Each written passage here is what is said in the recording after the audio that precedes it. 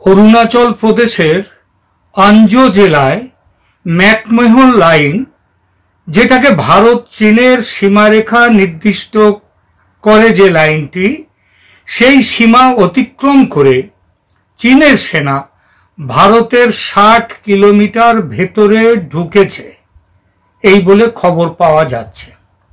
তারা এসে আগুন জ্বেলে আনন্দ উৎসব, যাকে বনফায়ার বলে, তাই করেছে।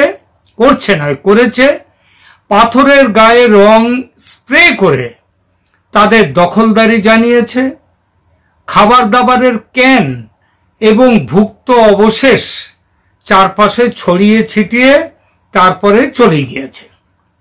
জানা গিয়েছে এই নিয়ে অরুণাচল প্রদেশের মানুষের মধ্যে স্বাভাবিকভাবেই শঙ্কা দেখা দিয়েছে এবং বাংলাদেশের কিছু মানুষের মধ্যে আবার বেশ উল্লাস দেখা গেছে। তারা সোশ্যাল মিডিয়াতে তাদের উল্লাস প্রকাশ করছে। তাদের সংখ্যা যদিও খুব বেশি নয়, যারা তাদের নিজেদের দেশের অভ্যন্তরীণ কলহের কারণে ভারতকে ইদানিং বেশি করে শত্রু দেশ মনে করছে, উল্লাস তাদের। এই খবরের সত্যতা এবং সত্য হলে তার গুরুত্ব কতটা, এই নিয়ে আমাদের আজকের প্রতিবেদন। নমস্কার প্রিয় দর্শক, ক্যালকাটা ডায়ালগস থেকে খবরের অন্তরালে খবর নিয়ে আপনাদের কাছে এসেছি আমি মনোজ দাস। অরুণাচল প্রদেশে চীনা অতিক্রমণ নিয়ে কথা বলার আগে সাধারণভাবে অন্য দেশের জমি দখল করার ব্যাপারে চীনের ব্যাকগ্রাউন্ড নিয়ে ছোট্ট একটু কথা। জমি হাঙর হিসেবে চীনের পরিচয় যে শুধু ভারতের ক্ষেত্রে তা নয়। 1962 সালের যুদ্ধে ভারতের উত্তর সীমান্তের 62,000 বর্গ কিলোমিটার জমি চীন দখল করে নিয়েছে। এছাড়া কাশ্মীরের যে জমি দেশভাগের অব্যবহিত পর পাকিস্তান দখল করেছিল, তার কিছু অংশ ভেট হিসেবে চীনকে দিয়েছে তারা।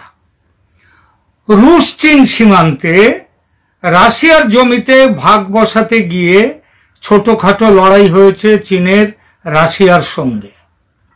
ভিয়েতনামের সঙ্গে সীমানা নিয়ে মাঝে মাঝেই ঝামেলা বাঁধে চীনের। ঝামেলা বাঁধে ফিলিপিন্সের সঙ্গেও। সমুদ্রের দখল নিয়ে, এটা হচ্ছে জমির দখল, এবার সমুদ্রের দখল নিয়ে ঝামেলা আছে দক্ষিণ কোরিয়ার সঙ্গে চীনের, ঝামেলা আছে জাপানের সঙ্গেও চীনের।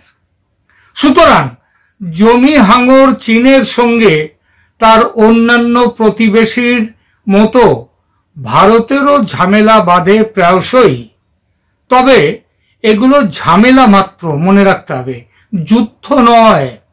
গ্রাম বাংলার অভিজ্ঞতা আছে যাদের, তারা জানেন যে সব গ্রামেই এমন কিছু লোক থাকে যারা তাদের জমির আয়তন বাড়াবার জন্যে, এই একটুখানি বাড়াবার জন্যেও প্রত্যেক বছর একেবারে নিজের দিকের যে সীমানায় যে আল থাকে, সেই আল ছাড়তে থাকে। আল মানেটা হয়তো অনেকেই বুঝতে পারেন যে আল মানে হচ্ছে পাশাপাশি যখন দুই মালিকের জমি থাকে, তখন সেই জমির মাঝখানে একটা ছোট মাটি একটু উঁচু করে দিয়ে একটু জমির সীমানাটা তৈরি করা হয়। সেটার নাম, মানে সেই যে মাটি উঁচু করে দেয়া থাকে, তার কিছুটা এই মালিকের জমিতে থাকে, তার অন্য কিছুটা আবার পাশের মালিকের জমিতে থাকে। তো এই যে লাগোয়া যে এই যে আল থাকে, কিছু লোক থাকে প্রত্যেক গ্রামেই, তারা এই আল ছাঁটতে থাকে প্রত্যেক বছর, যদি একটু বেশি বাড়তি জমি পাওয়া যায়।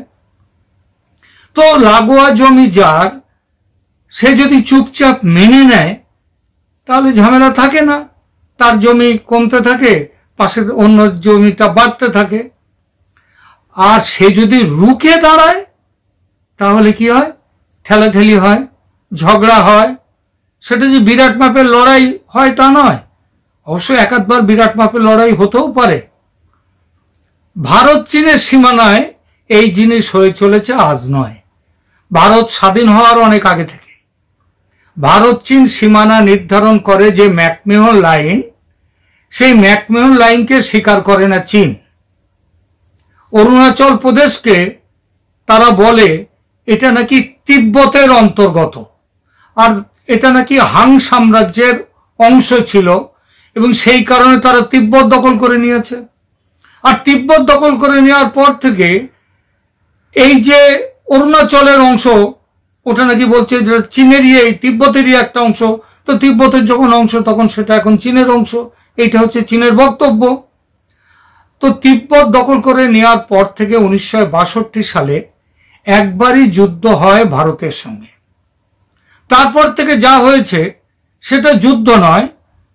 যতদিন নরেন্দ্র মোদীর সরকার আসেনি, ততদিন চীন ওই জমির আল ছাঁটার মতো করে একটু একটু করে নিজের সীমানা বাড়িয়েছে। ভারত কিছু বলেনি, মেনে নিয়েছে। আপনারা জানেন যে আকসাই চীন যখন চীন দখল করে নিয়েছিল, এবং সেইটা নিয়ে তখন নেহরুর আমলে, এবং তখন ভারতের পার্লামেন্টে সেইটা নিয়ে খুব আলোচনা হয়। আলোচনার সময় নেহরুজি বলেছিলেন যে আকসাই চীনে একটা ঘাসও জন্মায় না। সুতরাং মানে বক্তব্যটা হচ্ছে একটা ঘাসও জন্মায় না যখন, তখন জায়গাটা রেখে দিয়ে লাভ কি? তার উত্তরে একজন সাংসদ, নামটা আমার এই মুহূর্তে মনে পড়ছে না, সেই সাংসদ তিনি বলেছিলেন যে আমার মাথায় তো একটা চুল নেই, তো মাথায় যদি একটা চুল না থাকে তাহলে কি আমার মাথাটা থাকার দরকার নেই? এই কথাটা তিনি বলেছিলেন তখন। তো যাই হোক, ভারত তখন কিছু বলতো না, একটু একটু প্রতিবাদ করতো অফিসিয়ালি। নরেন্দ্র মোদীর সরকার আসার পর ভারত কিন্তু চোখে চোখ রেখে কথা বলতে শুরু করেছে, চীনের সঙ্গে রুখে দাঁড়াতে শুরু করেছে। 2020 সালের মে মাসে লাদাখের প্যাংগং এলাকায় ঝামেলার কথা মনে করুন। দুদেশের সেনারই কিছু প্রাণহানি হয়েছিল। ভারত উন্মুক্ত গণতন্ত্রের দেশ, ভারতের কত সৈন্য মারা পড়েছিল, কতজন আহত হয়েছিল, তার পাকা হিসাব প্রকাশ করে দিয়েছে ভারত। কিন্তু চীনে তো কমিউনিস্ট স্বৈরতন্ত্র, সেখানকার খবর বাইরে আসে না। সুতরাং তাদের নিহতের সংখ্যা আজও কেউ জানে না, চীনের মানুষও জানে না। ভারতের রুখে দাঁড়ানোর ফলে দোকালাম থেকেও চীনা সেনাকে পিছু হটতে হয়েছে, এটা কোনো গোপন তথ্য নয়। এই রুখে দাঁড়ানোটা ভারতের সেনার পক্ষ থেকে আগে করা হতো না, এখন করা হচ্ছে। আগে সীমানা অতিক্রম করে হয়তো 2 মাইল চলে আসতো চীন, ফিরে যাওয়ার সময় 2 মাইল ফিরে যেত না, 1.25 মাইল ফিরে যেত, তার মানে দখলে রাখতো 1.25 মাইল। এখন আর সেটা হচ্ছে না। বর্তমানে চীনের ভারতের ভেতরে ঢুকে আসার যে খবরটি প্রকাশিত হয়েছে সেটা একটু ভালো করে দেখুন। কি বলা হয়েছে সেখানে? বলা হয়েছে ভারতের প্রায় 60 কিলোমিটার ভেতরে ঢুকেছে চীনা সেনা।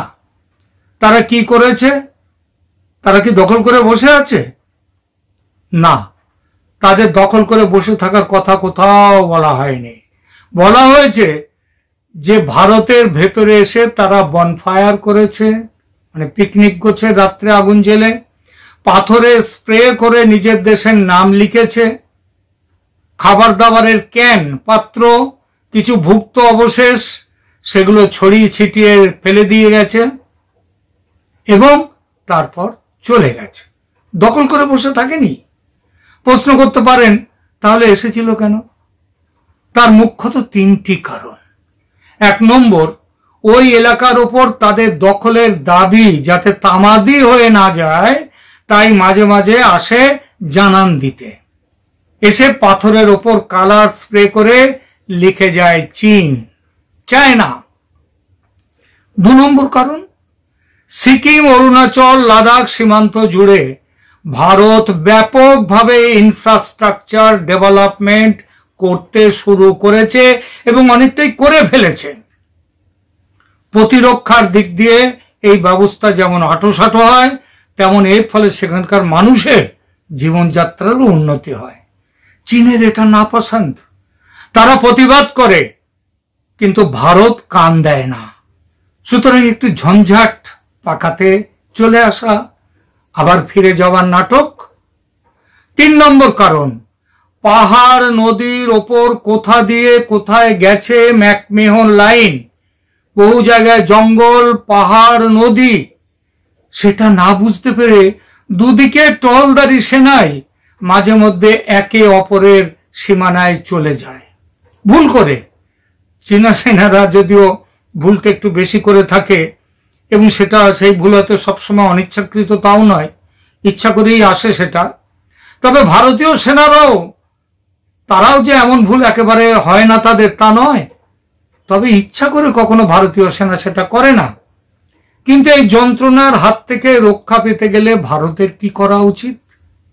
ভারত যদি চীনের মতো জমি হাঙর হতো, তবে মাঝে মধ্যে চীনের এলাকায় ইচ্ছে করে ঢুকে পড়তো, ঢুকে পাথরে কালার স্প্রে করে ইন্ডিয়া লিখে চলে আসতে পারত।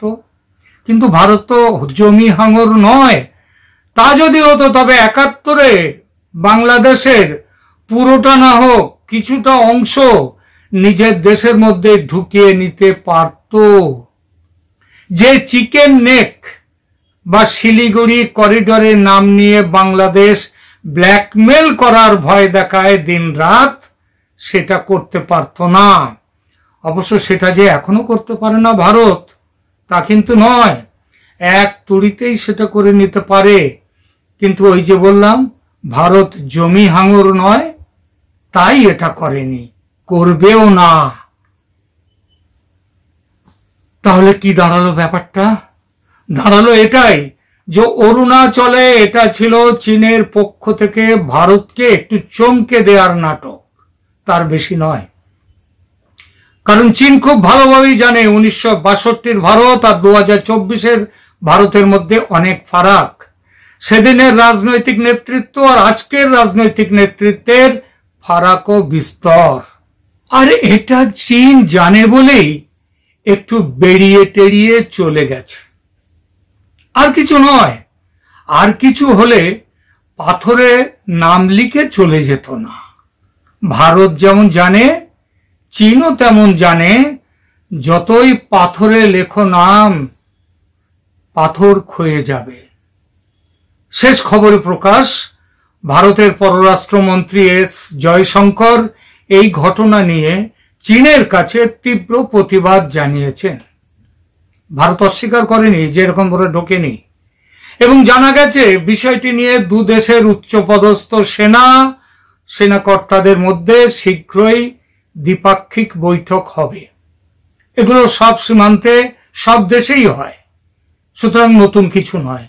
এটা ওই তিব্বত সীমান্তের মানে লাদাখ সীমান্তের প্যাংগংয়েও এটা এরকম প্রায়ই হয়। এটা আজ এই পর্যন্ত। তবে শেষ করার আগে একটি কথা বলার আছে। আপনারা জানেন, সর্বকালের সর্বশ্রেষ্ঠ বাঙালি নামের যে সমীক্ষাটি আমরা শুরু করেছি, গত কয়েকদিন ধরে প্রচুর মানুষ আমাদের সমীক্ষায় সাড়া দিয়েছেন। আপনি যদি এখনো আপনার তালিকা না পাঠিয়ে থাকেন, তবে এখনই আপনার তালিকাটি পাঠিয়ে দিন। কি তালিকা?